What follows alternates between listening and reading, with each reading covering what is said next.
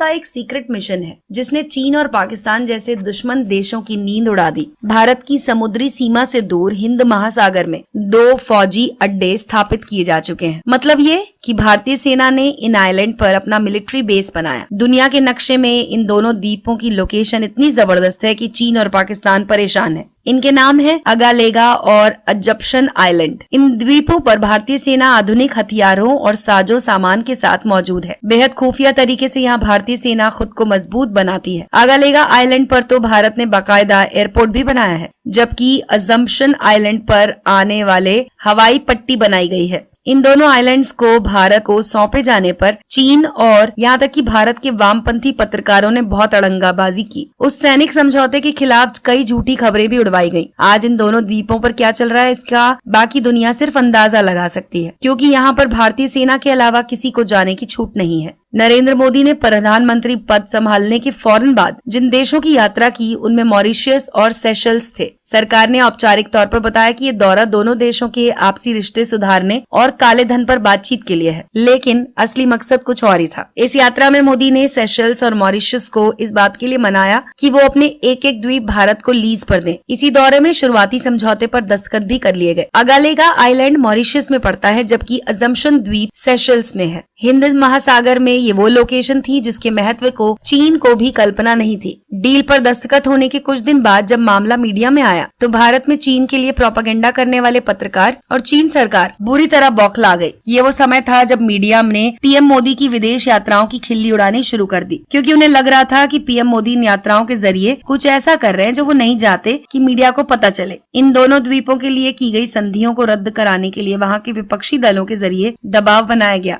नतीजा ये हुआ कि अजम्पशन आइलैंड के लिए आखिरी समझौते पर दस्तखत जनवरी 2018 में हो पाया। इसके अलावा मॉरिशस के कुछ मुख्य द्वीप से 1000 किलोमीटर दूर उत्तर यानी कि भारत की तरफ अगालेगा आइलैंड है। ये सिर्फ 70 वर्ग किलोमीटर दायरे में है। इसी तरह सेशल्स का अजम्पशन आइलैंड वहाँ के 115 द्वीपों में से एक है। ये सिर्फ 11 वर्ग किलोमीटर की जमीन पर है, जो कि मेडागास्कर के उत्तर में हिंद महासागर में है। भारत अरब देशों से कच्चा तेल खरीदता है। ये तेल हिंद महासागर के रास्ते ही आता है। कच्चा तेल जिस रूट से आता है वो उन जगहों से काफी करीब है जहाँ पर बीते कुछ साल में अपना दबदबा बना चुका है। वो इन जगहों पर बैठे बैठे जब चाहे भारत की तेल की सप्लाई काट सकता है। ऐसे में भारत को समंदर में एक ऐसी लोकेशन की जरूरत थी जहाँ से वो न सिर्फ अपने जहाजों को सुरक्षा दे सके, बल्कि जरूरत पड़ने पर चीन की सप्लाई लाइन पर भी वार कर सके। ये वो रणनीति थी जिसकी कल्पना चीन भी नहीं कर सका था। उसे भरोसा था कि भारत की सरकारें हिंद महासागर पर कब्जे की चीन की रणनीति को कभी समझ नहीं पाएंगी।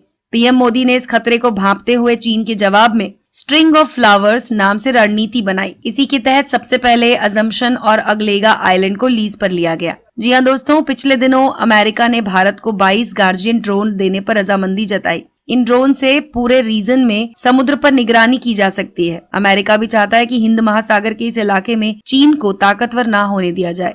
10 साल तक इस पर एक भी काम आगे नहीं बढ़ पाया। 2014 में जब नरेंद्र मोदी की सरकार बनी तो उन्होंने सबसे पहले जो फाइलें क्लियर की उनमें से एक ये थी। वाजपेयी की सोच थी कि दुनिया में ताकतवर मुल्क बनना है तो कुछ ऐसा करना होगा जिससे कोई दुश्मन आंख उठाकर देख ना पाए, और ये प्रोजेक्ट 2004 में आया था। जी हाँ दोस्तों, इस प्रोजेक्ट को अटल बिहारी वाजपेयी की सरकार लेकर आई थी, लेकिन 10 साल तक इस पर कोई काम नहीं हुआ, क्योंकि इसके बाद आई मनमोहन सरकार और इस प्रोजेक्ट को ठंडे बस्ते में डाल दिया गया। अगलेगा और अजम्पशन आइलैंड पर फिलहाल सिर्फ भारतीय सेना को जाने की छूट है। दोनों जगहों पर जा चुके नौसेना के एक जवान ने बताया कि दोनों द्वीप बेहद खूबसूरत हैं।